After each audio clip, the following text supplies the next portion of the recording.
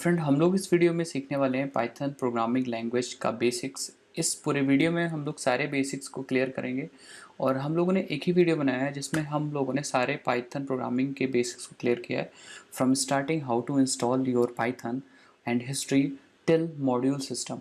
तो हम लोग सारे कॉन्सेप्ट को, फिर वो चाहे वेरिएबल हो, आइडेंटिफायर हो, कमेंट्स हो, मल्टी लाइन कमेंट्स हो, ऑपरेटर्स हो, डेटा टाइप्स हों, वो सारे कॉन्सेप्ट को एक ही वीडियो में आसानी से हिंदी में कवर किया है, जिसकी हेल्प से आप सीख पाओ एक ही वीडियो में सारा प्रोग्रामिंग लैंग्वेज। तो चलिए बिना टाइम वेस्ट किए स्टार्ट करते हैं फ्रेंड्स।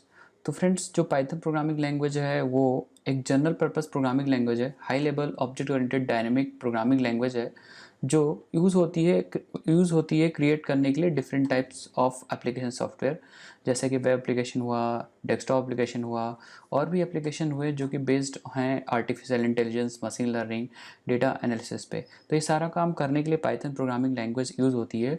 और पाइथन की एक खासियत है कि पाइथन बहुत ईजी प्रोग्रामिंग लैंग्वेज है। इसे कोई भी बिगिनर स्टार्ट कर सकता है, कोई भी अगर प्रोफेशनल है वो तो स्टार्ट कर ही सकता है। तो फ्रेंड्स, अगर मैं इसकी हिस्ट्री की बात करूँ तो पाइथन डेवलप किया था ग्यूडो वैन रसम 1989 में, ये प्रोग्रामिंग लैंग्वेज डेवलप किया था फ्रेंड्स। तो ये जो लैंग्वेज है वो मोस्टली जावा प्रोग्रामिंग लैंग्वेज से पुरानी लैंग्वेज है, और ऐसा सब लोग सोचते हैं कि वो नई लैंग्वेज है, बट ऐसा कुछ नहीं है।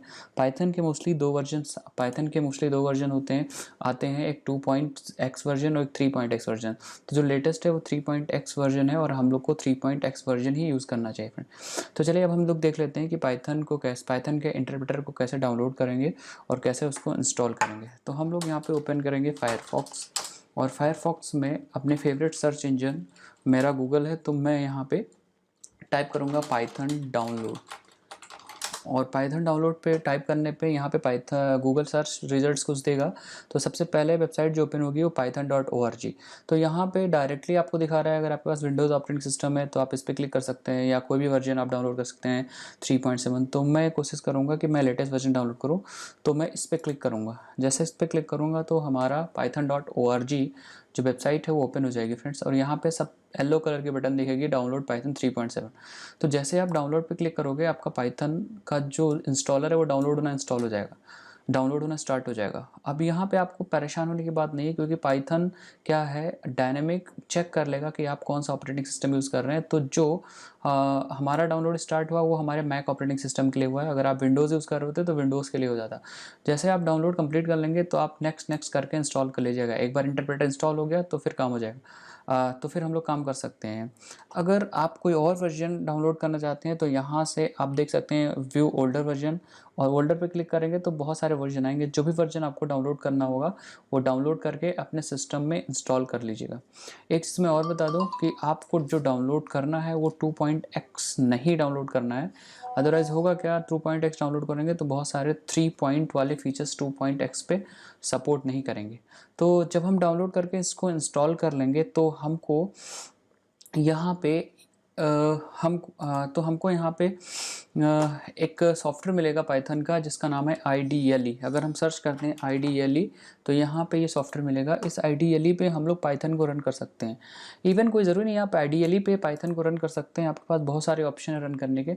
आप अगर पाथ ऐड कर दें तो आप टर्मिनल या फिर कमांड प्रॉम्प्ट से भी रन कर सकते हैं, या IDLE से रन कर सकते हैं, या फिर आप अगर एडवांस सीखना चाहते हैं या फिर आप प्रोजेक्ट बनाना चाहते हैं तो आप कोई भी IDE यूज़ कर सकते हैं, integrated development kit and integrated development environment.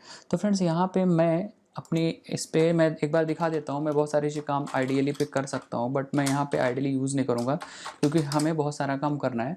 तो यहाँ पे आप जो मैं दूसरे IDE पे अभी करूँगा वो आप इस पर कर सकते हो। श्योरली इसमें कोई भी डिफरेंस नहीं आएगा, जो कोड उस पर चलेगा वो कोड इस पर भी चलेगा। मैं यहाँ पे यूज़ करने वाला हूँ पाईचार्म IDE, जो कि जेटब्रेंस ने दिया है। तो हम जाएंगे यहाँ पे गूगल पे और सर्च करेंगे पाईचार्म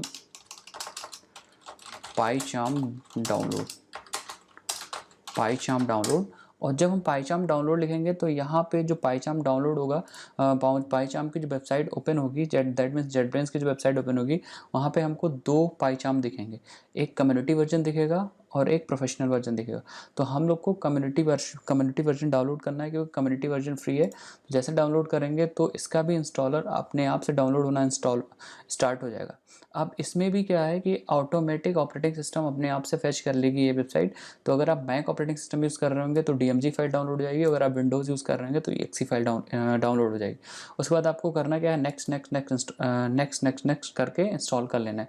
उसके बाद जब आप क्या करेंगे, जब आपका इंस्टॉलेशन कंप्लीट हो जाएगा और पाईचार्म को ओपन करेंगे तो ये पाईचार्म कुछ ऐसा ओपन होगा।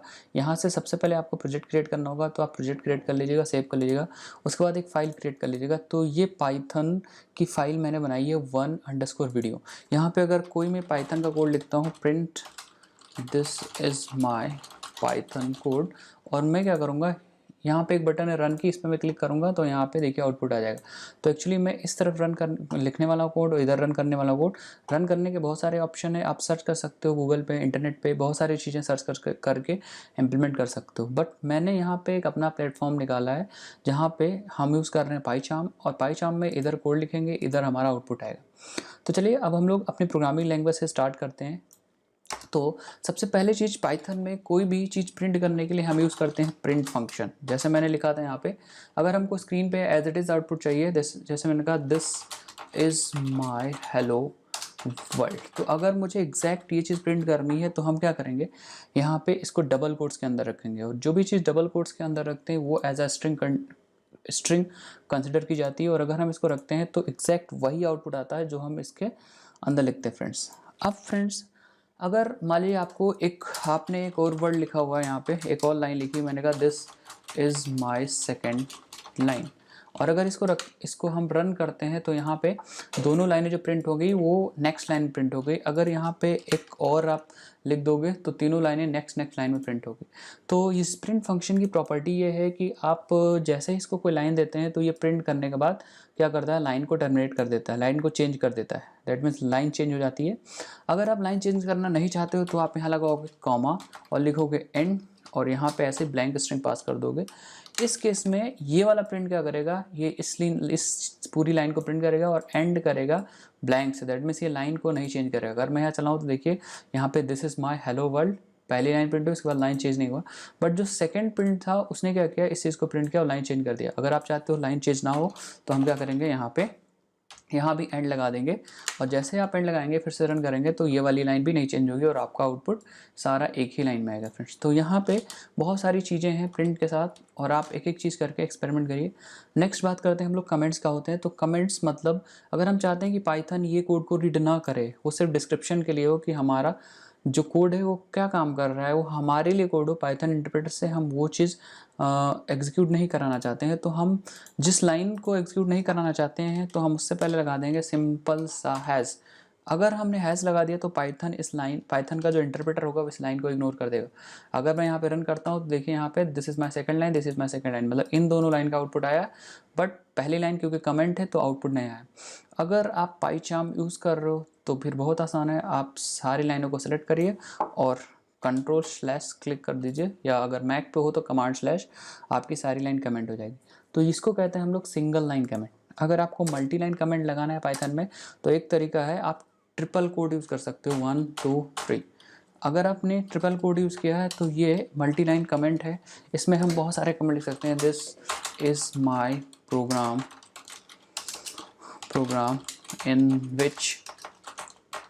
in which we are learning whole of Python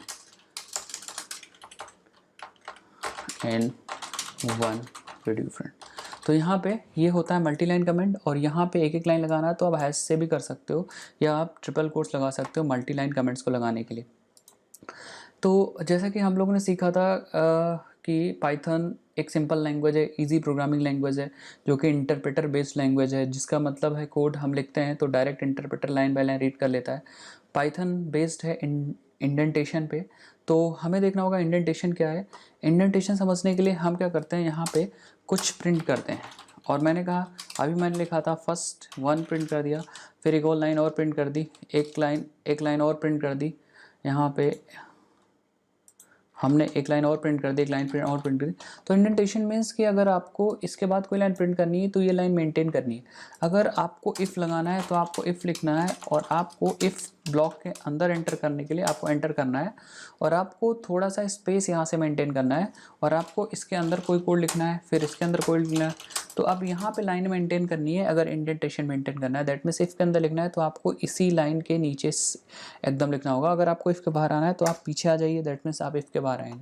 इसको बोलते हैं फ्रेंड इंडेंटेशन। इंडेंटेशन मीन्स आपको इंडेंट मेंटेन करके रखना है, स्पेसेस मेंटेन करके रखने काम करने के लिए। तो फ्रेंड्स ये चीज़ मैं हटा देता हूँ क्योंकि हम लोग आगे सीख सकें। नेक्स्ट बात करते हैं कीवर्ड्स क्या होते हैं। तो बात करते हैं कीवर्ड्स क्या होते हैं पाइथन में। तो कीवर्ड्स को समझने के लिए हम समझेंगे कि कीवर्ड्स ऐसे वर्ड्स हैं जो प्री डिफाइंड है पाइथन में। दैट मीन्स इंटरप्रेटर को ऑलरेडी इसका मतलब पता है कि अगर ये चीज़ लिखेंगे तो इसका क्या मतलब है। जैसे फॉर एग्जांपल हम लोग यूज़ करते हैं इफ़ मीन्स इसका मतलब ऑलरेडी पता है कि कंडीशन लगाना है। क्लास मतलब ऑलरेडी पाइथन को पता है कि हमें क्लास मीन्स क्लास बनाना है, डेफ मतलब फंक्शन बनाना है। तो ऐसे वर्ड्स जो हम अपने प्रोग्राम में यूज़ करेंगे और उनका कुछ न कुछ मीनिंग है जो इंटरप्रेटर को पता है, उन्हीं को हम लोग बोलते हैं कीवर्ड्स। अगर हम बात करें आइडेंटिफायर की, तो आइडेंटिफायर ऐसे वर्ड्स होते हैं जो आपके प्रोग्राम में हम लोग क्रिएट करते हैं। जैसे मान लो हमें एक वेरिएबल बनाना है, तो हमने कहा माई वेर और हमने इसकी वैल्यू 45 रख दी। इसका मतलब ये जो माई वेर है ये एक वेरिएबल है जिसका नाम हमने दिया है, और अगर यूज़र डिफाइंड वर्ड्स है प्रोग्राम के अंदर दैट मीन्स वो इंडेंटेशन होगा। और एक चीज़ और ध्यान रखनी होगी कि हम सभी वर्ड मतलब कोई भी वर्ड हम एज अ आइडेंटिफायर यूज़ कर सकते हैं, बट हमारा वर्ड डिजिट से नहीं स्टार्ट होना चाहिए और अंडरस्कोर के अलावा कोई स्पेशल सिंबल नहीं यूज़ होना चाहिए। दैट मीन्स सिर्फ और सिर्फ हम लोग अंडरस्कोर यूज़ कर सकते हैं as a special symbol. Dollar has was नहीं यूज़ कर सकते, कुछ भी नहीं यूज़ कर सकते हैं, सिर्फ अंडरस्कोर यूज़ कर सकते हैं।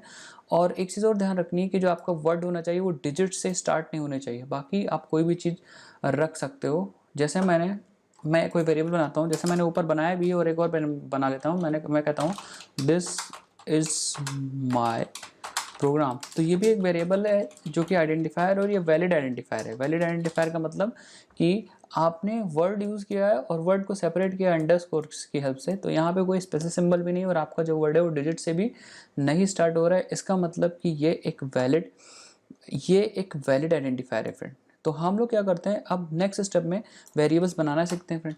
तो वेरिएबल बनाना बहुत ईजी है पाइथन प्रोग्रामिंग लैंग्वेज में। हम लोग को क्या करना है, सिर्फ वेरिएबल का नाम लिखना है ए और उसकी वैल्यू लिख देनी है। जैसे हमको प्रिंट करना है तो हम लिखेंगे प्रिंट ए की वैल्यू प्रिंट कर देंगे, और हम रन करेंगे तो हमारा आउटपुट आ जाएगा।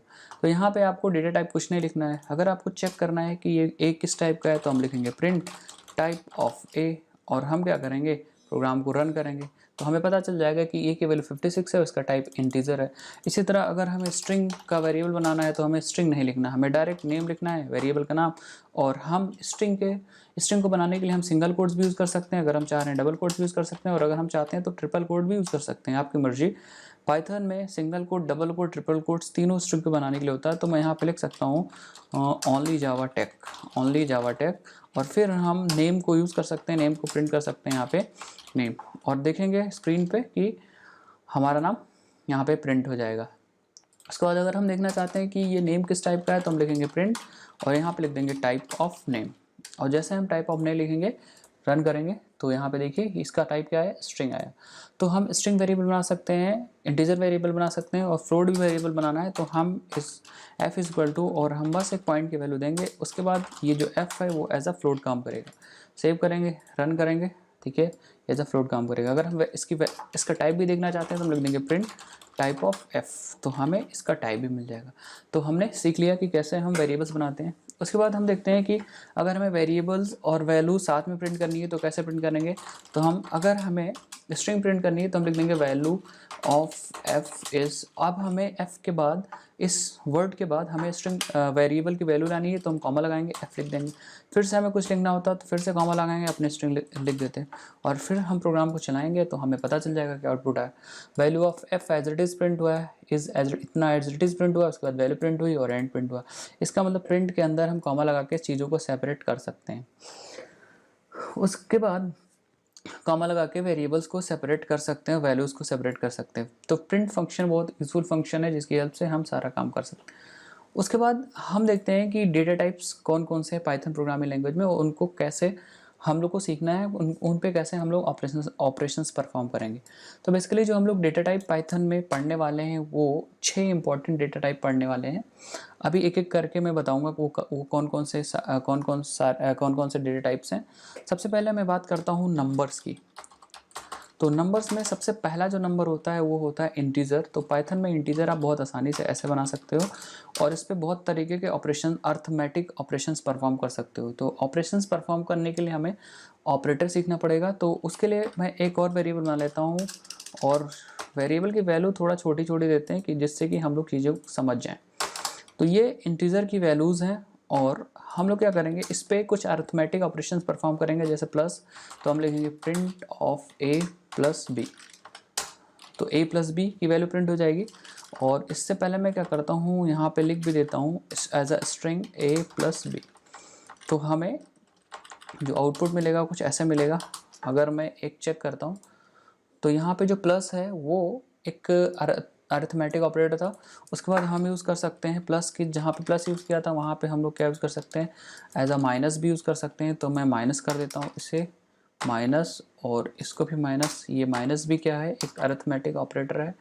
उस इसी तरह हम लोग मल्टीप्लाई कर सकते हैं, डिवाइड यूज़ कर सकते हैं, बहुत सारी चीज़ें यूज़ कर सकते हैं काम करने के लिए। यहाँ पे कुछ ऑपरेटर्स इंपॉर्टेंट हैं, जैसे डिवाइड ऑपरेटर जो है हमको पता होना चाहिए क्या काम करता है। तो हम ए डिवाइड बी ट्राई करेंगे, यहाँ पे ए डिवाइड बी, और इसका देखेंगे आउटपुट क्या आता है। तो हम इसको एग्जीक्यूट करते हैं, तो यहाँ आउटपुट मिलेगा 16। तो ध्यान देने वाली बात है कि अगर हम 32 को 2 से डिवाइड करेंगे तो 16.0 आउटपुट मिलेगा। लेट सपोज अगर इसकी वैल्यू 31 होती, तो ये जो डिवाइड ऑपरेटर है ये क्या करेगा कि हमें पॉइंट की वैल्यूज़ देगा। बट बहुत बार आप डिवाइड करते हो या किसी दूसरी प्रोग्रामिंग लैंग्वेज में ये पॉइंट की वैल्यूज़ नहीं मिलती, ये डायरेक्ट इंटीजर मिलता है। तो इंटीजर को यहाँ पे इंटीजर अगर आप चाहते हो या इसको राउंड ऑफ करना चाहते हो तो आप इस डबल डिवीज़न ऑपरेटर यूज़ करो, जिसको हम लोग फ्लोर डिवीज़न ऑपरेटर बोलते हैं। आप ऐसे लगाओ प्रिंट, और आपको लिखना है ए डबल डिवाइड बी। और हम अगर ये करते हैं तो देखते हैं क्या हमें आउटपुट मिलता है इस केस में। तो हम एक्सिक्यूट करेंगे प्रोग्राम को, तो हमें यहाँ पे देखिए इंटीजर, ये वैल्यूज जो है वो राउंड ऑफ हो गई। राउंड ऑफ होने के बाद नियरेस्ट इंटीजर मतलब यहाँ पे 15 पे आ गई। तो अगर हमें पॉइंट की वैल्यू चाहिए तो हम सिंगल डिवीजन यूज़ करेंगे, और अगर हमें पॉइंट की वैल्यू नेग्लेक्ट करनी है, दैट मीन्स हटानी है, तो हम डबल डिवीजन ऑपरेटर यूज़ कर लेंगे। इसको फ्लोर डिवीजन ऑपरेटर भी कहते हैं फ्रेंड। उसके बाद हम एक है एक्सपोनेंट ऑपरेटर। एक्सपोनेंट ऑपरेटर भी देख लेते हैं। अगर हम ए 2 एस्ट्रिक बी लिखते हैं, इसका मतलब ए पावर बी हुआ। एक बार मैं यहाँ पे दिखा देता हूँ, ए पावर बी, और हम लोग इसको एग्जीक्यूट करते हैं तो देखिएगा 31 इंटू 31 961 आ जाएगा। तो इसको एक्सपोनेंट ऑपरेटर कहते हैं, मतलब ए पावर बी आपको कर रहा हूँ। तो यहाँ पे सारे ऑपरेशन मैंने करके दिखाया है, ये होते हैं अरिथमेटिक ऑपरेटर। अरिथमेटिक ऑपरेटर, तो अरिथमेटिक ऑपरेटर आप नंबर्स पे अप्लाई कर सकते हो। उसके बाद जो डेटा टाइप था वो फ्लोट था। तो फ्लोट भी एग्जैक्टली ऐसे काम करता है, वेरिएबल आपको ऐसे लेना होता है जैसे मैंने अभी थोड़ी देर पहले बताया था। उसके बाद जो नंबर है, पाइथन एक तरह का और नंबर सपोर्ट करता है जिसको हम लोग बोलते हैं कॉम्प्लेक्स नंबर। तो पाइथन में हम लोग कॉम्प्लेक्स नंबर भी बना सकते हैं। जैसे हमें अगर फर्स्ट नंबर बनाना है या फर्स्ट कॉम्प्लेक्स नंबर बनाना है, तो हम लोग लिखेंगे 3 + 4j। तो ये एक कॉम्प्लेक्स नंबर बन गया। 3 + 5j या 4j, जे लगाना बहुत ज़रूरी है। उसके बाद अगर हमें सेकंड नंबर बनाना है तो हम लिखेंगे सेकंड नंबर, एक वेरिएबल लेंगे सेकंड नंबर, और यहाँ लिखेंगे 8 + 6j। अब ये दो अलग अलग नंबर्स हैं, फर्स्ट नंबर सेकंड नंबर। तो एग्जैक्टली ये जैसे से इंटीजर था, डबल था, वैसे ही कॉम्प्लेक्स नंबर है। हम चाहते हैं तो इनका सम भी कर सकते हैं। हम लिख सकते हैं first number plus second number. हाँ, अगर हम प्रोग्राम को रन करते हैं तो दो कॉम्प्लेक्स नंबर का सम मुझे मिल जाएगा। इसी तरह अगर हम मल्टीप्लाई करना चाहते हैं तो हम first number into second number से मल्टीप्लाई भी कर सकते हैं। तो हम देखेंगे कि यहाँ हमारा मल्टीप्लिकेशन मिल जाएगा। इसी तरह एडिशन, सब्ट्रैक्शन, सारी चीज़ें कर सकते हैं कॉम्प्लेक्स नंबर पे। और अगर हम चाहते हैं फर्स्ट नंबर का इमेजिनरी पार्ट प्रिंट करना, तो हम लिखेंगे फर्स्ट नंबर डॉट इमेज। तो हमको इमेजिनरी नंबर मिल जाएगा 5। अगर हम इसका रियल पार्ट चाहते हैं तो हम लिखेंगे print first number dot real. तो हमें इसका रियल पार्ट मिल जाएगा। इसका मतलब हम पाइथन में रियल पार्ट निकाल सकते हैं, कॉम्प्लेक्स नंबर से इमेजिनरी पार्ट निकाल सकते हैं, और कॉम्प्लेक्स नंबर पे भी ऑपरेशंस को बहुत आसानी से परफॉर्म कर सकते हैं। तो जो नंबर डेटा टाइप था उसमें बेसिकली 3 तरह के नंबर्स आते हैं, इंटीजर, फ्लोट और कॉम्प्लेक्स। उसके बाद जो हम डेटा टाइप डिस्कस करने वाले हैं वो स्ट्रिंग है, तो इसको मैं क्लियर कर देता हूँ। स्ट्रिंग मैंने बताया था कैसे बनाना आपको। तो पाइथन में स्ट्रिंग बनाने के लिए आपको सिर्फ वेरिएबल लिखना होता है, और वेरिएबल के बाद डायरेक्ट वैल्यू लिखनी होती है। वैल्यू जैसे हम लोग लेते हैं टेक्सॉफ्ट इंडिया, ये वैल्यू है, और इसको अगर प्रिंट करना है तो डायरेक्ट सिंपल सा नेम लिखिए। प्रिंट करने के बाद हम लोग इसमें एक चीज़ और है, जैसे मैंने ऊपर सिंगल कोड यूज़ किया है, आप डबल कोट्स, ट्रिपल कोट्स, जो मर्जी वो यूज़ कर लीजिए। इंपॉर्टेंट बात यह है कि अगर आप मल्टी लाइन स्ट्रिंग लेना चाहते हैं तो आप ट्रिपल कोड यूज़ करिए, और डबल कोट्स और सिंगल कोड नॉर्मल यूज़ करिए। एक चीज़ और इंपॉर्टेंट बात है यहाँ पे कि पाइथन में कैरेक्टर डेटा टाइप नहीं होता है। अगर आप यहाँ पे ऐसे लोगे n is equal to single quote a, तो यहाँ पे a जो है या n जो है वो कैरेक्टर टाइप की वैल्यू नहीं स्टोर कर रहा है, ये भी एक स्ट्रिंग है। अगर हम यहाँ पे देखते हैं print of type of n, तो हमें स्ट्रिंग ही मिलेगा, न कि कैरेक्टर मिलेगा। इसका मतलब सिंगल कोट के अंदर सिंगल कैरेक्टर है तो वो भी पाइथन में एज अ स्ट्रिंग ही ट्रीट होती है, एज अ कैरेक्टर नहीं ट्रीट होती है जैसे हम सारी लैंग्वेजेस में करते हैं। तो यहाँ पे सब कुछ स्ट्रिंग है, वो चाहे सिंगल कोट हो, डबल कोट हो, ट्रिपल कोट हो। उसके बाद फ्रेंड देखते हैं कि आप कैसे लेंथ निकालोगे। तो हमारे पास एक len फंक्शन है, अगर इसको हम अपना नाम दे दें तो फ्रेंड ये मुझे लेंथ दे देता है, जिसको मैंने l में रख लिया, और हम इस लेंथ को प्रिंट कर सकते हैं ऐसे। सबसे पहले हम आउटपुट देंगे length length is equal to, और कॉमा लगा के हम लिखेंगे l, और हम अपने प्रोग्राम को रन करेंगे तो हमें लेंथ मिल जाएगी 40। तो ये लेंथ फंक्शन से हम लेंथ निकाल सकते हैं। उसके बाद अगर आपको सब स्ट्रिंग यूज़ करना है तो हमें स्लाइस ऑपरेटर यूज़ करना पड़ेगा। जैसे लेट अस सपोज हमें इस नेम से 0th पोजीशन की t वाली वैल्यू चाहिए, तो हम लिखेंगे प्रिंट नेम ऑफ जीरो, और जैसे 0 लिखेंगे तो हमें 0th वैल्यू t मिल जाएगी। अगर हमें 1th वैल्यू चाहिए होती तो हम लिखते हैं प्रिंट नेम ऑफ 1, तो इंडेक्सिंग हमेशा 0 से स्टार्ट होती है, तो हमें यहाँ e मिल जाता। यहाँ से स्लाइस भी कर सकते हैं, अगर हम चाहते हैं कि 0 से लेके 0 0 0 1 2 3 4 5 6 7 8, हम चाहते हैं 0 से लेके 8 तक वैल्यूज़ को सब स्ट्रिंग करना, एक्सट्रैक्ट करना, तो हम लिखेंगे print name of starting point, लिखेंगे स्टार्टिंग इंडेक्स 0, और यहाँ पे लिखना है एंड -1, मतलब एक कम लिखना है जहाँ तक आप चाहते हो। तो मैं चाहता हूँ t तक, तो 0 1 2 3 4 5 6 7 8, अगर 8 दे देंगे तो ये t तक निकालेगा, तो यहाँ पे 8 दे देंगे। और हमें याद रखना है कि 8 एक्सक्लूडेड है, दैट मीन्स ये 7 तक निकालेगा। अगर मैं यहाँ प्रिंट करता हूँ तो आप देख पाओगे टेक्सॉफ्ट, लेकिन अगर मैं यहाँ 7 देता तो ये t क्या करता, 7th वाला जो कैरेक्टर है उसको ये छोड़ देगा। तो यहाँ पे देखिए इसने t छोड़ दिया। इसका मतलब हम आसानी से इसको सब स्ट्रिंग भी कर सकते हैं। अगर हमें स्टेप्स चाहिए, दैट मीन्स हम एक एक कैरेक्टर छोड़ना चाहते हैं, तो हम यहाँ पे कोलन लगा के यहाँ पे 2 लिख सकते हैं। दैट मीन्स अब फर्स्ट के बाद मुझे सेकंड कैरेक्टर चाहिए, एक एक कैरेक्टर छोड़ना चाहते हैं। तो फ्रेंड्स यहाँ पे हम लोग ने देखा कि कैसे हम स्ट्रिंग कर सकते हैं, कैसे हम सब स्ट्रिंग कर सकते हैं पाइथन में स्ट्रिंग को। उसके बाद हम लोग पाइथन में क्या है कि यहाँ पे नेगेटिव इंडेक्सिंग भी चलती है, तो ये होता है -1। अगर मैं दिखाऊँ ऐसे प्रिंट करके, print of name of -1, print of name of -1, तो अगर हम नेम ऑफ -1 प्रिंट करूँ तो यहाँ पे देखिए प्रिंट हो जाएगा a, दैट मीन्स ये। तो अगर मैं इधर से चलता हूँ तो 0 1 2 3 4 5 6 7 8 9 10 11 12 13 ऐसे आएगा इंडेक्स। और अगर इधर से चलता हूँ तो -1 -2 -3 -4 इस तरह काम हो सकता है। तो अगर मुझे रिवर्स करना स्ट्रिंग तो मैं क्या करूँगा, प्रिंट करूँगा और यहाँ पे लिखूँगा नेम, और स्टार्ट करना है -1, उसके बाद हमें लिखना था एंड, तो एंड में छोड़ दूंगा, और हमें देना होता है डायरेक्शन। तो यहाँ पे 3 चीज़ दिया मैंने -1 मतलब स्टार्ट हमें यहाँ से करना था, एंड मैंने छोड़ दिया है तो यहाँ से लेके लास्ट तक जाएगा, और फिर -1 मीन्स डायरेक्शन ये उल्टा जाएगा। तो यहाँ पे देखेंगे हमारा रिवर्स भी हो जाएगा एक ही लाइन पे। तो यहाँ पे हमने देखा कि सब स्ट्रिंग कैसे करते हैं अपने स्ट्रिंग को, और ये बेसिकली स्लाइस ऑपरेटर होता है जो एक्चुअली स्ट्रिंग को काटता है। उसके बाद हम लोग और भी बहुत सारे ऑपरेशन परफॉर्म कर सकते हैं। इस स्ट्रिंग के पास बहुत सारे फंक्शन है, जैसे हम लोग क्या कर सकते हैं, नेम ऑफ कैपिटलाइज एक फंक्शन है, प्रिंट कर सकते हैं।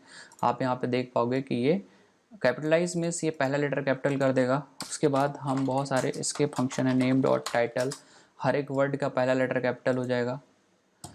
उसके बाद बहुत और भी अगर मुझे चेक करना है कि ये डिजिट है कि न्यूमेरिक है, जो भी चेक करना है तो हम यहाँ name dot is alpha, is decimal, is digit बहुत सारी चीज़ें करेंगे तो ये हमें ट्रू फॉल्स टाइप का आंसर दे देगा। और भी बहुत सारे यूजफुल फंक्शन हैं स्ट्रिंग के अंदर, अगर आप डिटेल में पढ़ोगे तो सारी चीज़ समझोगे। अभी हम ये हमारा मोटो था सिखाने का कि कैसे स्ट्रिंग को बनाते हैं, स्ट्रिंग पे ऑपरेशन परफॉर्म कैसे करते हैं, इंडेक्सेस से कैसे एक्सेस करते हैं, सब स्ट्रिंग कैसे करते हैं, और एक दो फंक्शन सिखाने का हमारा मोटो था, वो हमने सिखा दिया। नेक्स्ट जो फ्रेंड डेटा टाइप है वो है लिस्ट। हम पाइथन में लिस्ट कैसे बनाते हैं, तो अभी तक हम लोग सिंगल डेटा टाइप यूज़ कर रहे थे। अब हम लोग क्या करेंगे, यहाँ पे मुझे लिस्ट बनानी है बट एक नंबर नहीं स्टोर करना है, तो मैं लिखूँगा, मान लो हमें कई सारे मार्क्स स्टोर करने हैं तो हम लिखेंगे मार्क्स, और मार्क्स में ये वाला सिंबल लगाएंगे और यहाँ लिख देंगे 23 दिस दिस दिस दिस। और यहाँ पे मार्क्स में अब एक वैल्यू नहीं स्टोर है, अगर मैं मार्क्स को प्रिंट करता हूँ तो मुझे पता चल जाएगा कि इसमें कितनी वैल्यूज स्टोर है, यहाँ पे इतनी सारी वैल्यूज स्टोर हैं। अगर हम मान लीजिए अगर हम इसमें से कोई पर्टिकुलर वैल्यू चाहते हैं तो हम प्रिंट ऑफ स्ट्रिंग की तरह एग्जैक्ट हम 0, इसकी भी पोजीशन होती है तो यहाँ पे 023 वाली वैल्यू मुझे मिल जाएगी एग्जैक्टली। अगर आपने किसी प्रोग्रामिंग लैंग्वेज में एरे पढ़े होंगी तो ये एरे का काम करती है। एक चीज़ आपको ध्यान रखना है कि ये डायनेमिक होती है, इसमें साइज़ नहीं देना होता है, और इसमें हीट्रोजीनियस एलिमेंट्स रख सकते हैं। दैट मीन्स अगर आप चाहते हैं यहाँ पे तो आप यहाँ पे अपना नाम भी रख सकते हैं, या अपना नाम भी रख सकते थे। तो यहाँ पे हमने लिस्ट बनाना सीख लिया, लिस्ट को प्रिंट करना सीख लिया। लिस्ट के एलिमेंट्स को डिलीट भी कर सकते हो, जैसे अगर आप 0 पोजीशन वाले एलिमेंट्स को डिलीट करना चाहते हैं तो आप del लिखोगे और मार्क्स ऑफ 0 लिख दोगे तो ये 0 डिलीट हो जाएगा। और अगर मैं प्रिंट कर दूँ यहाँ मार्क्स, तो आप देखिएगा कि जो जीरोथ वाला जीरोथ वाला जो था 23 एलिमेंट वो डिलीट हो गया।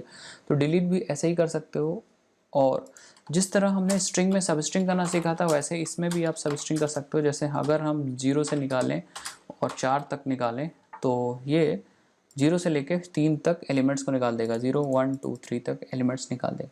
उसके बाद इसके पास भी बहुत सारे फंक्शंस हैं। हम क्या कर सकते हैं, जैसे इसके लास्ट में कोई अपेंड कर सकते हैं, तो हमने कहा चलो भाई अपेंड कर देते 90, और अगर इसमें प्रिंट करके देखते हैं तो हमें पता चल जाएगा कि मार्क्स में अपेंड हुआ है कि नहीं हुआ है।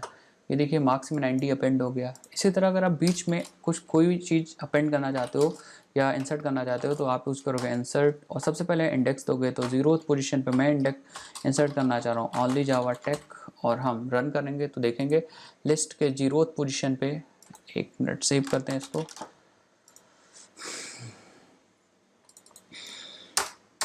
हाँ, तो लिस्ट के 0th पोजीशन पे यहाँ पे आ गया है, तो हम एक बार प्रिंट करके देखते हैं। और हम प्रिंट करेंगे तो यहाँ पे देखिए लिस्ट के 0th पोजीशन पे हमारा ओनली जावा टेक आ गया। इसी तरह अगर आपको लेंथ निकालना है तो इस पर भी आप लेंथ फंक्शन यूज़ कर सकते हो। आप लेंथ ऑफ मार्क्स यूज़ करके इसका भी लेंथ निकाल सकते हो, 7 आ जाएगा। इसी तरह अब अगर आपको कोई एलिमेंट रिमूव करना है तो आप यहाँ पे marks dot remove method use करके आप, जैसे मुझे 32 रिमूव करना है तो यहाँ पे 32 पास कर दूंगा, रन करूँगा और प्रिंट कर देता हूँ एक बार जिससे कि पता चले। तो मार्क्स को मैं प्रिंट कर दूंगा और इसको सेव कर दूंगा, फिर चलाऊंगा तो देखेंगे 32 यहाँ से रिमूव हो चुका होगा। तो हम इसी तरह रिमूव कर सकते हैं। अगर आपको मिनिमम मैक्सिमम निकालना है, लेट अस सपोज हमारे पास एक लिस्ट है, लिस्ट में रखा हुआ है कुछ एलिमेंट्स और हमें इसमें से मिनिमम निकालना है, तो आप प्रिंट ऑफ मिन फंक्शन यूज़ कर सकते हो और अपनी लिस्ट को इसमें पास कर सकते हो, तो ये प्रिंट कर देगा आपसे मिनिमम। उसके बाद अगर आपको मैक्सिमम निकालना है तो आप प्रिंट कर सकते हो, मैक्स फंक्शन यूज़ कर सकते हो, और मैक्स में आपको अपनी लिस्ट पास कर देनी है और ये प्रिंट कर देगा मैक्सिमम। तो ऐसे करके बहुत सारे ऑपरेशंस ऑफ लिस्ट पे परफॉर्म कर सकते हो। अभी लूप पढ़ेंगे तो हम लोग सीखेंगे कि हम लोग लूपिंग को कैसे यूज़ कर सकते हैं प्रिंट करने के लिए। या फिर मैं बता भी देता हूँ, यहाँ पे आप लिखोगे फॉर और यहाँ पे सिंगल एलिमेंट एक वेरिएबल लोगे। आप वो कोई वेरिएबल ले सकते हो, बेसिकली ये जो वेरिएबल है इसके अंदर एक एक एलिमेंट आएगा, तो एक्स ले सकते हो इन और अपनी लिस्ट दे दो और फिर क्या करो प्रिंट कर दो एक्स को। तो लिस्ट से एक एक एलिमेंट इसमें आ जाएगा, सबसे पहले पहला एलिमेंट, दूसरा एलिमेंट, तीसरा एलिमेंट, यहाँ पे आप स्क्रीन पे देख पाओगे सारे एलिमेंट्स प्रिंट हो जाएंगे।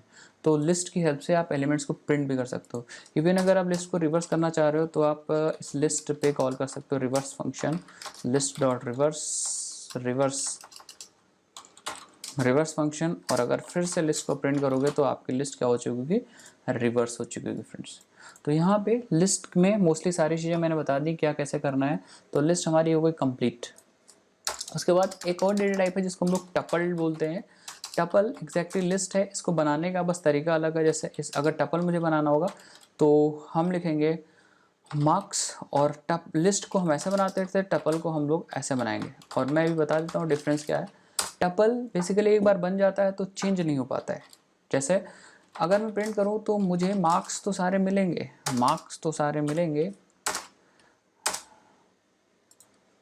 यहाँ पे सारे मार्क्स मिलेंगे, लेकिन इस पर मैं फॉर लूप एक्सेसिंग सब कुछ कर सकता हूँ। जैसे मुझे 0th वाला चाहिए तो मैं मार्क्स ऑफ 0 प्रिंट कर दूंगा, यहाँ पे मुझे 0th वैल्यू प्रिंट। लेकिन आप इसको चेंज नहीं कर पाओगे। जैसे मान लो हमें मार्क्स के 0th पोजीशन पे 23 नहीं चाहिए, 55 चाहिए, तो जैसे हम रन करेंगे तो यहाँ पे एरर आएगी, tuple does not support this type of operation. That means tuple जो है वो इम्यूटेबल होता है, और टपल में एक बार आप चीज़ें रख देते हो तो उस ऑब्जेक्ट को चेंज नहीं कर सकते हो। इवन नया टपल बना सकते हो आप, ठीक है। तो tuple is same as list but it can not be change, ऐसा हम लोग समझ सकते हैं। उसके बाद डिक्शनरीज है। तो फ्रेंड्स हमने सीखा कि लिस्ट क्या होती है, स्ट्रिंग क्या होती है, नंबर डेटा टाइप क्या होते हैं, और टपल क्या होते हैं। अब चलिए फ्रेंड्स स्टार्ट करते हैं डिक्शनरीज़ क्या होती हैं। तो फ्रेंड्स डिक्शनरीज़ ऐसी एक डेटा टाइप है पाइथन प्रोग्रामिंग लैंग्वेज में जिसकी हेल्प से हम की वैल्यू पेयर स्टोर कर सकते हैं। जैसे लेट अस सपोज हमें अपने बारे में डिटेल स्टोर करनी है, तो हम लिखेंगे यहाँ पे डेटा इज इक्वल टू, और हम लगाएंगे ये वाला सिंबल, ठीक है। तो फ्रेंड्स बेसिकली हमें करना क्या है कि हमें की वैल्यू पेयर स्टोर करना है, तो हम लगाएंगे ये वाला सिंबल, और हम सबसे पहले की लिखेंगे। जैसे हमने अपना नाम लिखा, उसके बाद हम लगाएंगे कोलन, और फिर हम अपने नेम की वैल्यू लिखेंगे कि मेरा नाम क्या है। उसके बाद ये एक की वैल्यू पेयर हो गया। इसी तरह हम एक दूसरा की वैल्यू पेयर बना सकते हैं। हम उसको सेपरेट करेंगे कॉमा से, और फिर लगाएंगे हम एड्रेस, और फिर हम कोलन लगाएंगे, और फिर इसकी वैल्यू लिखेंगे लखनऊ। और फ्रेंड्स इसके बाद तीसरा अगर मुझे की वैल्यू डालना है तो मैं यहाँ पे लिखूँगा फ़ोन, और फ़ोन में मैं अपना नंबर लिख सकता हूँ, कोई दिक्कत। इसी तरह करके हम बहुत सारी की वैल्यू पेयर्स बना सकते हैं, और इसी को हम लोग बोलते हैं डिक्शनरीज। अगर हम इसको प्रिंट करने की कोशिश करते हैं तो हम देखेंगे कि हमें डेटा में क्या वैल्यूज़ मिली हैं। तो डेटा में हम देख सकते हैं कि हमें यहाँ पे नेम में दुर्गेश मिला, एड्रेस में लखनऊ मिला, फ़ोन नंबर में हमारा फ़ोन नंबर मिला। अगर हम इसका टाइप देखें, हमने कहा प्रिंट टाइप ऑफ डेटा, तो हमें मिल जाएगा कि ये जो है वो डेटा एक डिक्ट है। डिक्ट मीन्स डिक्शनरी है। इसके बाद एग्जैक्टली हम यहाँ पे प्रिंट कर सकते हैं कि हमारा नाम क्या था, तो हमने कहा डेटा, और डेटा के अंदर अगर हम की दे देंगे तो ये हमारा इस नेम की वैल्यू दे देगा यहाँ पे। इसी तरह हम एड्रेस की वैल्यू निकाल सकते हैं। हम लिखेंगे डेटा, और डेटा के अंदर हम दे देंगे एड्रेस। तो अगर मैं एड्रेस दे दूंगा तो ये एड्रेस की वैल्यू मतलब लखनऊ प्रिंट कर देगा। इसका मतलब हम की वाइज क्या कर सकते हैं, की वाइज हम सारी वैल्यूज़ को निकाल सकते हैं। तो हम स्टोर भी की वैल्यू पेयर कॉमा की वैल्यू पेयर कॉमा भी की वैल्यू पेयर करते हैं, और उसको प्रिंट भी की वाइज निकालेंगे। जैसे अगर आपको सारी कीज़ चाहिए तो आप यहाँ पे एक लूप लगाओगे फॉर की इन, और हम डेटा के पास एक फंक्शन है कीज़, और हम लगाएंगे यहाँ प्रिंट कीज़, और एक एक करके जो भी कीज़ होंगे ये बेसिकली आपको दे देगा सेट ऑफ कीज़, और कीज़ एक एक करके की में आती जाएंगी। उसको हम लोगों ने प्रिंट किया है। देखिए यहाँ पे एक एक नेम एड्रेस फ़ोन आ गया। अब अगर की मिल गई है तो हमारे पास एक फंक्शन है डेटा के पास गेट, और गेट को अगर हम की दे दें तो ये वैल्यू दे देगा। तो यहाँ पे बेसिकली होगा क्या, एक एक कीज़ और उनकी वैल्यूज़ भी निकलती जाएंगी। तो मैं क्या करता हूँ कि कीज़ को वैल्यू के साथ प्रिंट करने की कोशिश करता हूँ। सबसे पहले यहाँ पे की लिख दूंगा तो की प्रिंट हो जाएगी। उसके बाद कॉमा लगाऊंगा, और कॉमा लगाने के बाद मैं ऐसे एक एरो लगा दूंगा, और फिर मैं कॉमा लगा दूंगा, और फिर प्रिंट करके देखूंगा। यहाँ देखिए नेम प्रवेश एड्रेस लखनऊ और फ़ोन ये मिला। इसका मतलब हमें समझ लेना चाहिए कि जो डिक्शनरी है उसमें हम की वैल्यू पेयर स्टोर कर सकते हैं, और फिर उसको एक्सेस कर सकते हैं, और एक्सेस करने के बाद हम सारी कीज़ निकाल सकते हैं। इवन अगर आपको सिर्फ वैल्यूज़ चाहिए तो हम वैल्यूज़ निकालने के लिए हमारे पास एक फंक्शन है वैल्यूज़ का। तो अगर हम प्रिंट करते हैं, देखें प्रिंट करते हैं डेटा डॉट वैल्यूज़, और अगर यहाँ पे हम प्रिंट कर दें तो हमें यहाँ पे सारी वैल्यूज़ मिल जाएंगी। अगर हम फॉर लूप लगा दें for v in data dot values और हम वी को प्रिंट कर दें तो एक एक वैल्यूज़ हमारे यहाँ पे प्रिंट हो जाएंगे। देखिए एक एक वैल्यूज प्रिंट है। तो फ्रेंड हम सिंपल है, इस सिंपल है डिक्शनरी को बनाना। आप ये वाला ब्रेसेस लगाएगा और यहाँ पे लिखेगा की वैल्यू कॉमा दूसरा की दूसरा वैल्यू कॉमा तीसरा की तीसरा का वैल्यू, इसी तरह कॉमा चौथा की चौथा वैल्यू, और फिर उसको आप एक्सेस कर सकते हो with the help of keys. जितनी वैल्यूज़ हैं उनको कीज़ से एक्सेस कर सकते हो, या आप कीज़ फंक्शन यूज़ कर सकते हो या मेथड यूज़ कर सकते हो। एक एक कीज़ को निकालने के लिए आप वैल्यूज़ मेथड यूज़ कर सकते हो एक एक वैल्यूज़ को निकालने के लिए। और ये सारे ऑपरेशन और भी बहुत तरह के ऑपरेशन आप परफॉर्म कर सकते हो, बट बेसिकली जो डिक्शनरीज़ है वो की वैल्यू पेयर डेटा स्टोर करने के लिए ही हैं। तो ये बेसिकली हमने यहाँ पे 6 डेटा टाइप्स देखे हैं, या अभी तक तो 5 देखे हैं। एक और डेटा टाइप हम लोग डिस्कस कर लेते हैं जो है सेट। सेट बेसिकली अगर मुझे डुप्लीकेट्स नहीं रखने, जैसे मुझे एक लिस्ट बनानी है और लिस्ट बनानी है जिसमें हमें कुछ नंबर्स रखना है, तो लिस्ट में क्या है प्रॉपर्टी कि लिस्ट में डुप्लीकेट्स भी हो जाएंगे। बट अगर हम एक सेट बनाते हैं, मान लो मैंने कहा माई अंडरस्कोर सेट, और सेट बनाने का तरीका ये वाला सिंपल है, बट यहाँ पे की वैल्यू पेयर नहीं देंगे, सिर्फ नंबर्स देंगे सिंगल वैल्यूज। तो हमने कहा 2, 2, 2, 2, 3, 3, 3, 4, तो जो सेट की प्रॉपर्टी है वो अभी आपको पता चल जाएगी। अगर मैं यहाँ प्रिंट करता हूँ माई सेट और रन करता हूँ तो आप देखोगे कि 2, 3, 4 प्रिंट हुआ, 2 इतनी बार रिपीट हुआ था बस एक ही बार प्रिंट हुआ, 3 इतनी बार रिपीट हुआ था एक ही बार प्रिंट हुआ, 4 इतनी बार रिपीट हुआ था। तो सेट की यही प्रॉपर्टी है कि इसमें जो एलिमेंट्स होते हैं वो डुप्लीकेट नहीं होते, डुप्लीकेट नहीं स्टोर होंगे। अगर डुप्लीकेट स्टोर होंगे तो वो डुप्लीकेसी को रिमूव कर देगा। तो अगर आपके पास कोई लिस्ट है उसमें से डुप्लीकेसी आपको हटानी है तो उसको सेट में कन्वर्ट कर दीजिए, और सेट में जैसे ही कन्वर्जन होगा वो सारे डुप्लीकेट्स क्या होंगे अपने आप ऑटोमेटिक क्या हो जाएंगे, रिमूव हो जाएंगे। तो यहाँ पे हम लोगों ने देखा कि नंबर्स क्या होते हैं, स्ट्रिंग क्या होती है, लिस्ट क्या होता है, टपल क्या होता है, डिक्शनरीज क्या होता है, और उसके बाद हम लोगों ने देखा सेट क्या होता है। अब हम थोड़ा सा बात कर लेते हैं कंट्रोल स्टेटमेंट्स की पाइथन प्रोग्रामिंग लैंग्वेज में। तो हम लोग कंट्रोल स्टेटमेंट सीखते हैं क्या होता है, और कंट्रोल स्टेटमेंट में हम लोग कुछ चीज़ें सीखेंगे, एक एक करके हम लोग पढ़ते हैं। सबसे पहले देखते हैं ये कंट्रोल स्टेटमेंट क्या होता है। कंट्रोल स्टेटमेंट ऐसे स्टेटमेंट होते हैं प्रोग्रामिंग लैंग्वेज में जो आपके प्रोग्राम के फ्लो को कंट्रोल करें, जैसा इफ़ हो गया, एल्स हो गया, फॉर लूप हो गया, वाइल लूप हो गया, ब्रेक हो गया। ये सारे स्टेटमेंट हैं जो हमारे प्रोग्राम के एग्जीक्यूशन को कंट्रोल कर सकते हैं। जैसे फॉर एग्जांपल हमारे पास एक नंबर है 45, और अगर इस नंबर को हम प्रिंट करना चाहते हैं तभी जब इसकी वैल्यू 40 से बड़ी हो, तो हमें लगाएंगे इफ़, और हम चेक कर लेंगे if n is greater then 40। अगर ऐसा है उसी केस में हम क्या करेंगे, n को प्रिंट करेंगे। तो अब यहाँ पे n की वैल्यू होगी 45, इसका मतलब ये कंडीशन ट्रू होगी और जैसे हम रन करेंगे तो यहाँ 45 प्रिंट होगा। लेकिन अगर इन केस n की वैल्यू हम लेते हैं 25 और अगर हम प्रोग्राम को चलाते हैं, इसका मतलब कुछ नहीं प्रिंट हुआ। इसका मतलब ये है कि सीधी सी बात है कि ये कंडीशन ट्रू होगी तो ये चलेगा, कंडीशन ट्रू नहीं होगी तो ये नहीं चलेगा।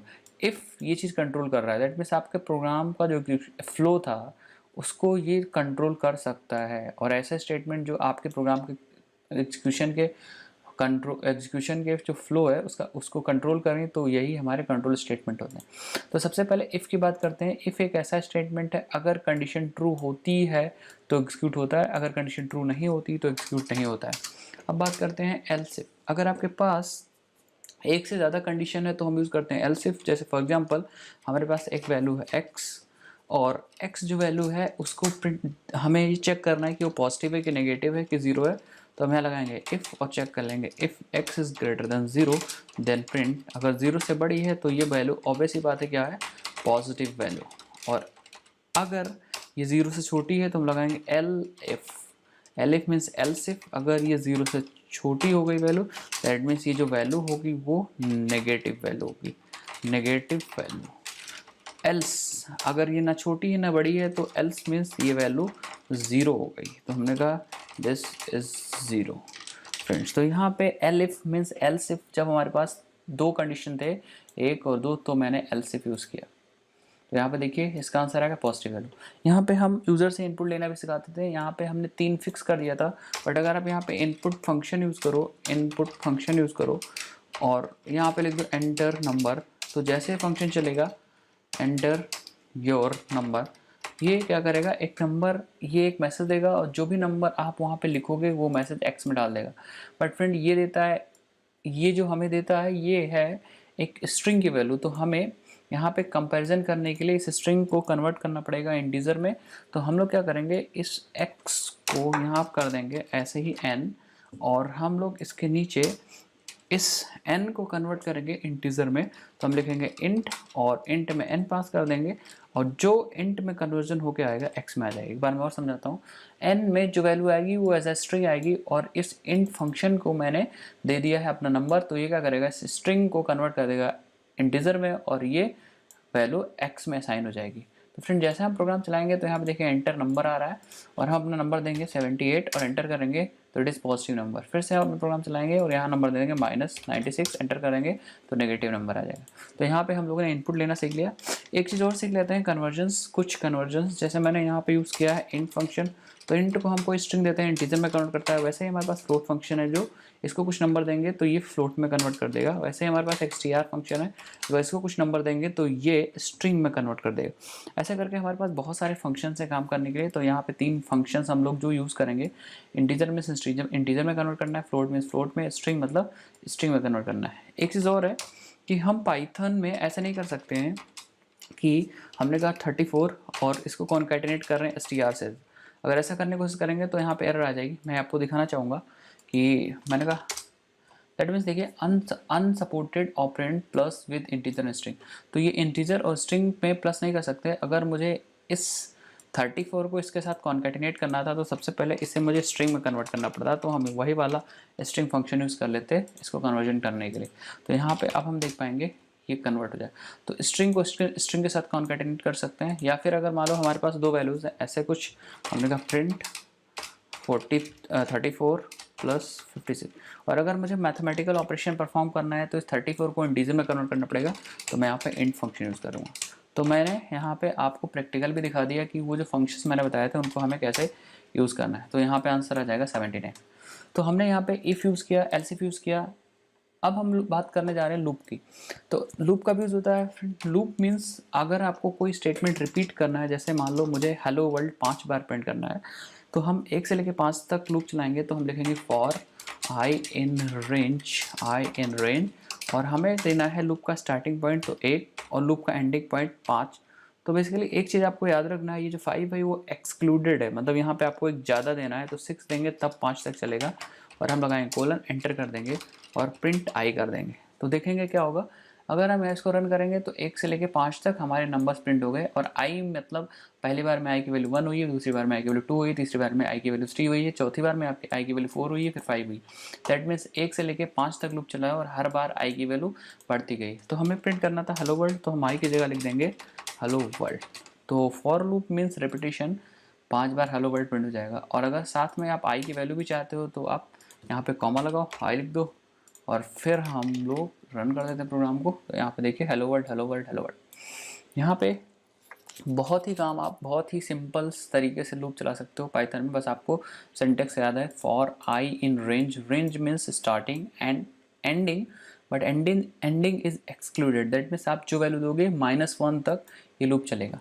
इस लूप को रिवर्स कैसे चलाते हैं ये चीज़ भी देख लेते हैं। तो हम लगाएंगे फॉर, लेट अस सपोज हमें 10 से लेके प्रिंट करना है 1 तक, तो हम लिखेंगे फॉर जे इन रेंज, और सारा कमाल रेंज का ये सीक्वेंस रिटर्न करता है। तो हमें चलना है 10, तो हम लिखेंगे 10, और 1 तक चलना है तो हम कॉमा लगा के 1 तक चलना है, तो 1 के बाद आएगा 0। अगर आप रिवर्स ऑर्डर में जाओगे 2 1 फिर 0, तो 0 इज एक्सक्लूडेड, मतलब 1 तक लूप चलेगा। और आपको यहाँ पे देना होता है डायरेक्शन, तो मैं यहाँ पे -1 दे देता हूँ। बेसिकली ये स्टेप है, माइनस मतलब उल्टा मुझे चलना है, और प्रिंट में कर दूंगा जे को। तो ये 10 से लेकर 0 तक माइनस नेगेटिव डायरेक्शन में चलेगा। देखेंगे यहाँ पे 10 9 8 7 6 5 3 2, तो यहाँ पे उल्टा लूप चल जाएगा। अब हम एक क्वेश्चन यहाँ पे सॉल्व करते हैं। जैसे फ्रेंड मान लीजिए मेरे पास एक लिस्ट है, लिस्ट ऑफ 10 नंबर्स, उसको सम करना है। तो सबसे पहले हम लिस्ट बना लेंगे, लिस्ट ऑफ 10 नंबर्स, या 1 2 3 4 5 6 7 8 9 10। एक बार मैं चेक करता हूँ कि इस लिस्ट की लेंथ कितनी है। तो हम लिखेंगे लेंथ ऑफ लिस्ट, और हम प्रोग्राम को चलाएंगे तो हमें लेंथ ऑफ लिस्ट 10 मिलेगी। तो थोड़ी देर के लिए मैं ऊपर वाले जो रिवर्स लूप था उसको मैं कमेंट कर देता हूँ, और हम फिर लूप को चलाते हैं तो हमें 10 मिलेगी। अगर मुझे सम करना है तो मैं क्या करूँगा, एक वेरिएबल ले लूँगा s इक्वल टू 0 और मैं एक करके लिस्ट से वैल्यू निकालूंगा। तो मैं कहूँगा फॉर x इन लिस्ट, बस x में एक करके वैल्यूज आ जाएगी और हम लिखेंगे s equal to s plus x.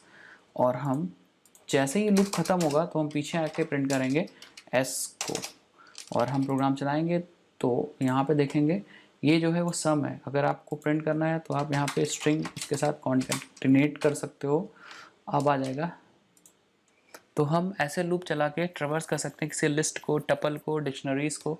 अब टपल को एग्जैक्टली ऐसे ट्रैवर्स कर सकते हो for x in list. List मतलब एक एक्स में एक एक करके सारे वैल्यूज़ आ जाएंगे और वो सम होता जाएगा और यहाँ पे प्रिंट होता जाएगा। तो लिस्ट को ट्रैवर्स करना बहुत ईजी है फॉर लूप, इवन बहुत ही ज़्यादा ईजी है फॉर लूप पाइथन में। नेक्स्ट जो लूप होता है, दूसरे तरीके का लूप पाइथन सपोर्ट करता है, वो है वाइल लूप। तो इस बार हम बात करेंगे वाइल लूप की। तो वाइल लूप एग्जैक्टली जैसे ट्रेडिशनल प्रोग्रामिंग लैंग्वेज सी वगैरह में होता है वैसे ही होता है। जैसे फॉर एग्जांपल हमें 1 से लेकर 10 तक नंबर्स तो प्रिंट करने हैं, बट वाइल लूप से प्रिंट करने हैं। तो सबसे पहले हम एक वेरिएबल मान लेंगे i इक्वल टू 0, ये ट्रैक करेगा हमारे लूप को और हमें एग्जैक्टली वैसे देना है वाइल। और यहाँ पे कंडीशन लगाना, तो हम कहेंगे वाई जब i जब तक लेस देन इक्वल टू 10 है तब तक लूप चलेगा और ये प्रिंट करेगा i को। और फिर हम i को इंक्रीज़ कर देंगे। तो i को इंक्रीज़ करने का बेस्ट तरीका है i equal to i plus 1, i एक एक करके बढ़ जाएगा। और यहाँ पे हम देख पाएंगे कि 0 से लूप चला है क्योंकि i की वैल्यू 0 से स्टार्ट हुई है 0, और जब तक 10 या 10 से छोटा था तब तक लूप हमारा एग्जीक्यूट हुआ। फ्रेंड इस चीज़ को हम एक और तरीके से लिख सकते हैं i plus equal to i। अगर हम ऐसे लिख देंगे तो इसका मतलब ऊपर वाला है, बस ये शॉर्ट हैंड ऑपरेटर है।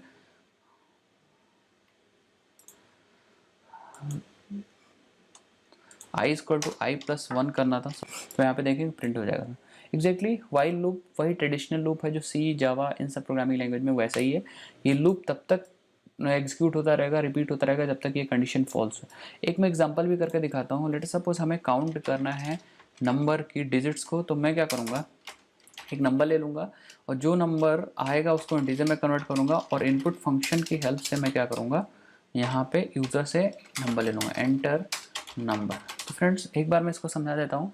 ये इनपुट फंक्शन क्या करेगा, आपकी हेल्प करेगा कीबोर्ड के थ्रू इनपुट लेने के लिए। और जो भी इनपुट आएगा स्ट्रिंग के फॉर्म में आएगा उसको एक ये इंटीजर क्या करेगा, इंटीजर में कन्वर्ट कर देगा, उसके बाद एन में रख देगा। उसके बाद हम लोग क्या करेंगे, हमें प्रिंट करना है या काउंट करना है सारे डिजिट। तो हम एक सी की वैल्यू 0 लेंगे और वाइल का लूप चलाएंगे और लूप में चलाएंगे जब तक n की वैल्यू 0 से बड़ी रहती है तब तक हम लोग चलाएंगे। और हम एक एक डिजिट कैसे निकालेंगे, हम लेंगे एक वेरिएबल r और एक एक डिजिट निकालने के लिए हम क्या करेंगे, n को मॉड करेंगे 10 से और c को हम क्या कर देंगे प्लस प्लस, c में हम प्लस 1 कर देंगे। और फिर हम n से लास्ट डिजिट को हटा देंगे। कैसे हटाएंगे, n equal to n divided by 10 करेंगे तो प्रॉब्लम हो जाएगी क्योंकि ये पॉइंट की वैल्यू दे देगा। तो हम क्या करेंगे, डबल डिवीजन करेंगे। और जब हमारे लूप खत्म होगा तो सी में काउंट आ चुका होगा तो हम यहाँ लिख देंगे काउंट कोलन और कॉमा लगा के सी की वैल्यू, तो हमारे डिजिट काउंट हो जाएंगे। मैं एक बार रन करता हूँ और नंबर देता हूँ। लेट सपोज हमने नंबर दे दिया, एंटर किया, तो हमारे इस वेरिएबल में डिजिट्स थी 5, 1 2 3 4। तो इस तरह हम काम कर सकते हैं। जैसे हमें सम करना हुआ तो हम काउंट के साथ साथ सम का भी एक वेरिएबल ले लेंगे और जहाँ काउंट कर रहे हैं वहाँ हम सम लिखेंगे, सम इज या प्लस इक्वल टू आर बस। या फिर इसको हम ऐसा भी लिख सकते हैं, मैं इसका थोड़ा सा इसको एक्सपेंड करके दिखाता हूँ, sum equal to sum plus r, sum plus r. और अगर हम काउंट के बाद सम प्रिंट करना चाहते हैं तो सम वाले वेरिएबल को प्रिंट कर देंगे। यहाँ लिखेंगे सम कोलन और सम की वैल्यू। तो फ्रेंड यहाँ क्या होगा, सम भी प्रिंट हो जाएगा। इसी तरह हम बहुत सारे ऑपरेशंस परफॉर्म कर सकते हैं वाइल लूप की हेल्प से। तो यहाँ पे सम भी हो जाएगा, 4 2 6 2 8 3 11 प्रिंट हो गया। तो वाइल लूप बहुत ईजी है एज अ ट्रेडिशनल लूप। जब तक कंडीशन ट्रू रहती है तब तक चलता है, अदरवाइज कंडीशन फॉल्स हो जाती है तो ये लूप ब्रेक हो जाता है। अगर आपको एक्सप्लिसिटली लूप को ब्रेक करना है तो आपको यूज़ करना पड़ेगा ब्रेक स्टेटमेंट। मैं दिखाता हूँ आपको। लेट अस सपोज आप 1 से लेके 100 तक के नंबर्स प्रिंट कर रहे हो। तो हाँ, आप एक i की वैल्यू ले लो 0 और वाइल जब तक i की value less than equal to 100 होती है और हम प्रिंट करेंगे i को और i इक्वल टू +1 कर देंगे। लेकिन फ्रेंड आप चाहते हो कि जैसे 50 को प्रिंट करने के बाद ब्रेक हो जाए, तो हम लिखेंगे इफ़ आई की वैल्यू जैसे ही 50 होगी, आई की वैल्यू जैसे ही 50 होगी तो लूप हमारा ब्रेक हो जाएगा, नॉट ब्रेक पॉइंट, लूप हमारा ब्रेक हो जाएगा। तो अब क्या होगा, ये 0 से लेके 49 तक तो ठीक चलेगा, लेकिन जैसे ही आई की वैल्यू 50 होगी, आई 50 प्रिंट होगी, बट ये कंडीशन ट्रू हो जाएगी और ब्रेक जैसे ही फायर होगा आपका लूप ब्रेक हो जाएगा। दैट मीन्स यहाँ पे जो लाइन आपने लिखी होगी वो चल जाएगी, लूप एंडेड। तो ब्रेक स्टेटमेंट फोर्सफुली लूप को ब्रेक करने के लिए यूज होता है। यहाँ पे देखिए 0 से लेके 50 तक सारे स्टेटमेंट चले हैं, लेकिन जैसे 50 हुआ लूप एंडेड, दैट मीन्स हमारा लूप ब्रेक हो गया।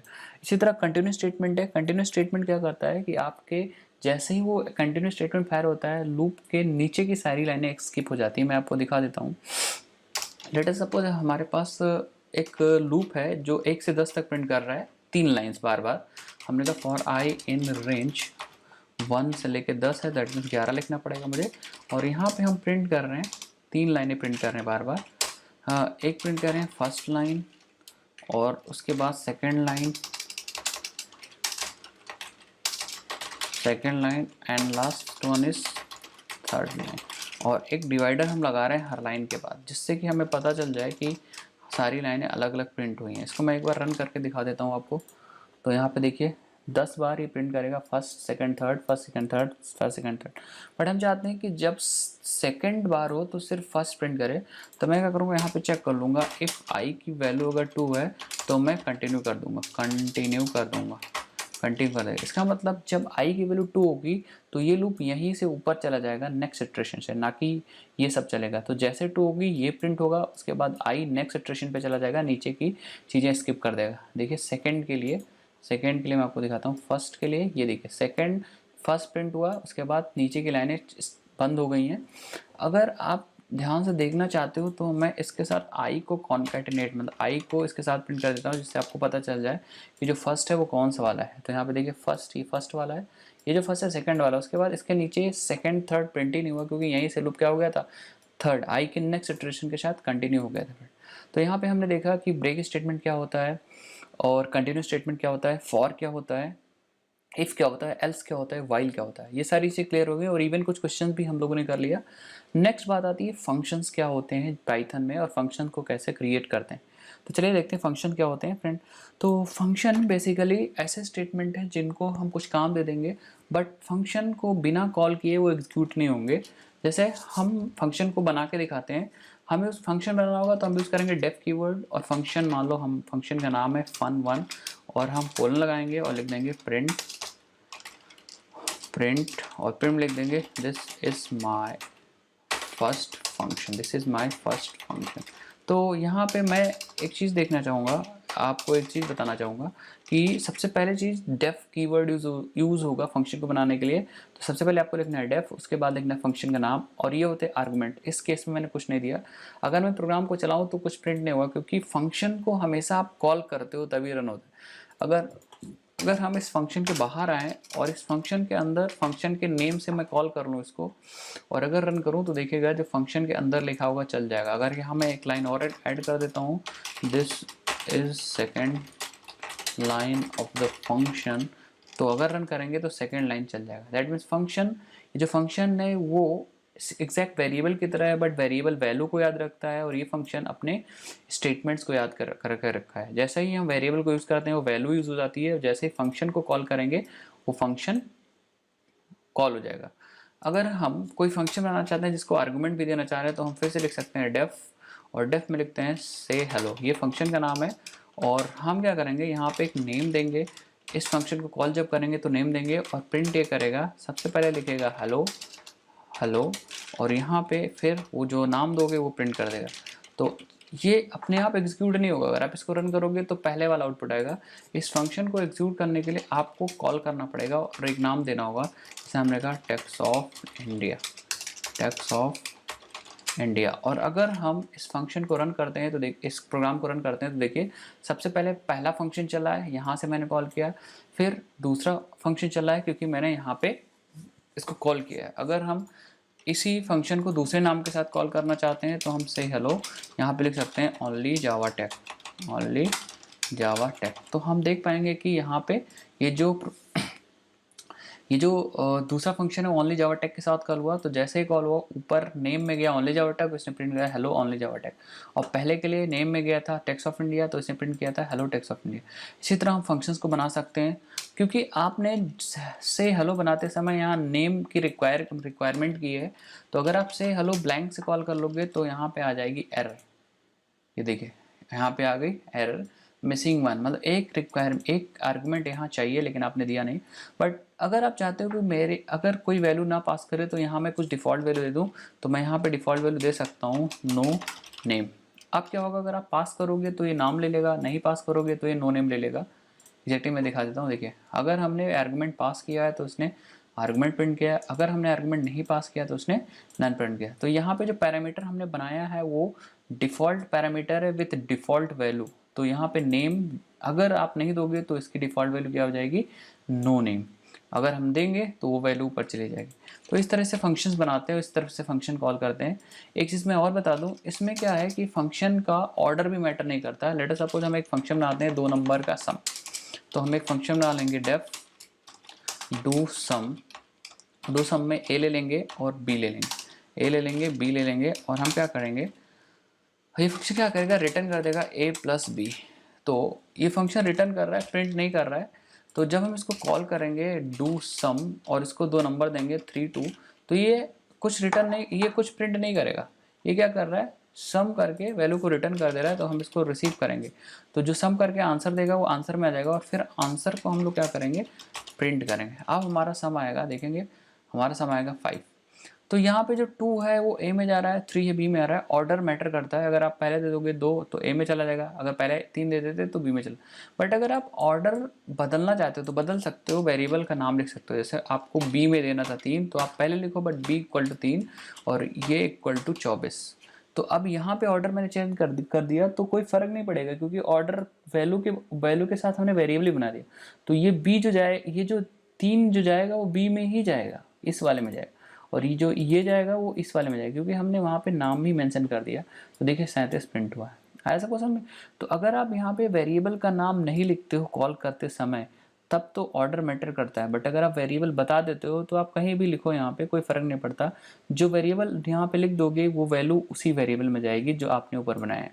तो यहाँ पे ये डिफरेंट टाइप्स के फंक्शंस हैं जो हम देख सकते हैं हम लोगों ने बनाए हैं। सबसे पहला फंक्शन मैंने बनाया था सिंपल नो आर्गुमेंट फंक्शन, फिर मैंने बनाया विद आर्गुमेंट फंक्शन, फिर मैंने बनाया with argument with return type also. इस तरीके से हम अलग अलग फंक्शंस बना सकते हैं पाइथन में और उसको कॉल कर सकते हैं।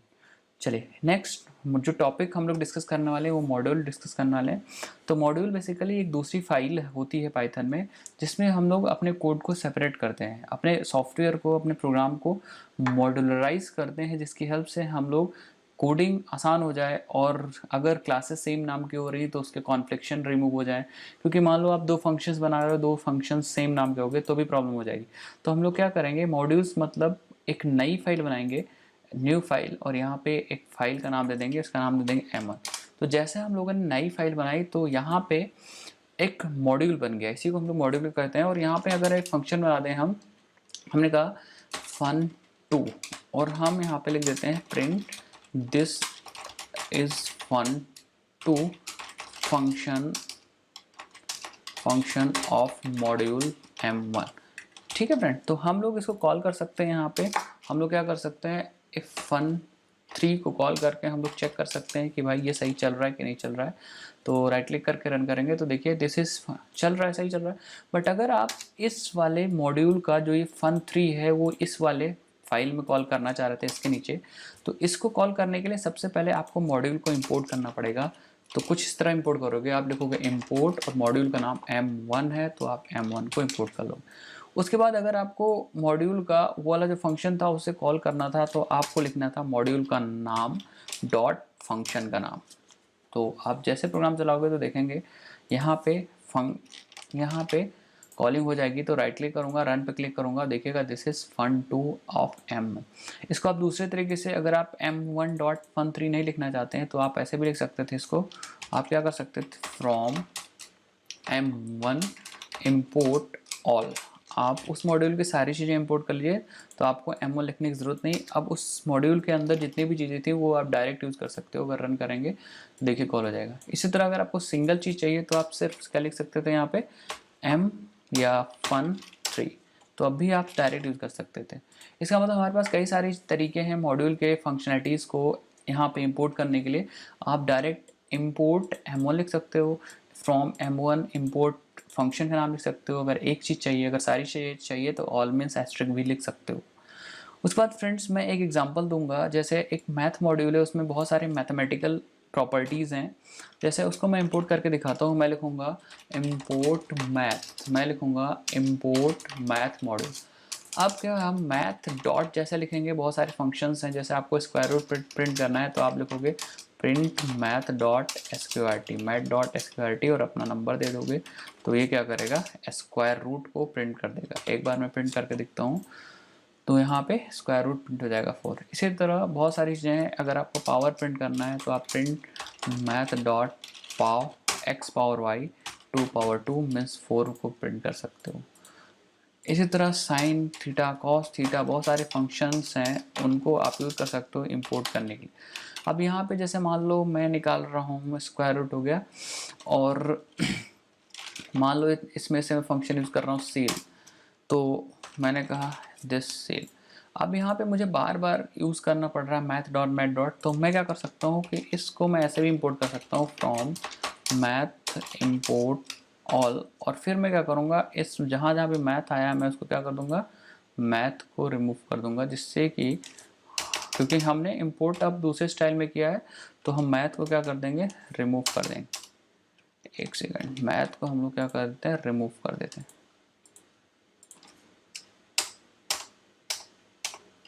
ठीक है, और यहाँ पे 2 ब्रैकेट में लगा देता हूँ, जिससे कि हमारा कोड एग्जीक्यूट हो जाए और पॉइंट जो लग गया उसको भी हम लोग क्या करते हैं, रिमूव कर। ठीक है, अब रन करते हैं प्रोग्राम, हमारा वही आउटपुट आएगा। तो आप ऐसे भी इंपोर्ट कर सकते हो मॉड्यूल को, वैसे भी इंपोर्ट कर सकते हो। तो module means another Python file for making our program modular. हम प्रोग्राम मॉड्यूल में डिवाइड करेंगे, जिससे कि हमारी कोडिंग ईजी हो जाए और आप अच्छे से कोडिंग कर पाओ। और अच्छे से कोडिंग कर पाओगे तो आप क्या होगा, आपका सॉफ्टवेयर जो होगा वो मेंटेनेबल होगा, आप मेंटेनेंस अच्छे से कर पाओगे, क्योंकि आप चीज़ों को अलग अलग जगह पे लिख के रखोगे, तो आपको समझने में कोड बहुत आसानी होगी। फिर तो हम लोगों ने कवर कर लिया है मॉड्यूल सिस्टम तक पाइथन में। अब कुछ एडवांस टॉपिक्स बचे हैं, जैसे ऑब्जेक्ट ओरिएंटेड, ये सारी चीज़ें, तो उन सब चीज़ को हम नेक्स्ट वीडियो में कवर करेंगे। इस वीडियो में ऑलरेडी बहुत ज़्यादा हो गया और हमने पाइथन के सारी बेसिक्स को कवर कर लिया है। इवन हम लोगों ने क्या क्या कवर किया एक बार मैं बता देता हूँ। हमारी इस वीडियो में हम लोगों ने स्टार्ट किया था what is Python, history of Python, और बेसिक सिंटेक्स में इंडेंटेशन कवर किया था हम लोगों ने, और भी बहुत सारी चीज़ें कवर की थी। इंस्टॉलेशन भी कवर किया था, कैसे इंस्टॉल करते हैं, identifier, keywords, rules for identifier, फिर डेटा टाइप्स में नंबर में इंटीजर, फ्लोट, फिर अरिथमेटिक ऑपरेटर्स मैंने बताया था, कॉम्प्लेक्स नंबर, स्ट्रिंग बताया था, लिस्ट बताया था, टपल, डिक्शनरीज, और डिक्शनरीज़ के बाद हम लोगों ने कंट्रोल स्टेटमेंट सीखा था, if else, if, loop, while, break, continue, functions, module system, functions में बहुत सारे फंक्शन सीखे थे। तो thank you for watching this video friend. अगर आपको बेसिक्स क्लियर हो गई हो तो आप और भी एडवांस चीज़ों की तरफ मूव कर सकते हैं। और फ्रेंड्स हम लोग नेक्स्ट वीडियो लाएंगे, पाइथन की जो चीज़ें बची हुई हैं उसको नेक्स्ट वीडियो में हम लोग कवर करेंगे, और कोशिश करेंगे और भी अच्छे से कवर की जाए सारी पाइथन की चीज़ें। उसके बाद हम लोग जैंगो वगैरह की भी सीरीज़ लाएंगे। Thank you for watching this video. अगर आपको ये वीडियो अच्छी लगी तो आप चैनल को सब्सक्राइब करिए और इस वीडियो को अपने फ्रेंड्स के साथ भी शेयर करिए, जिससे कि वो लोग भी सीख पाएँ पाइथन प्रोग्रामिंग लैंग्वेज आसानी से। Bye bye.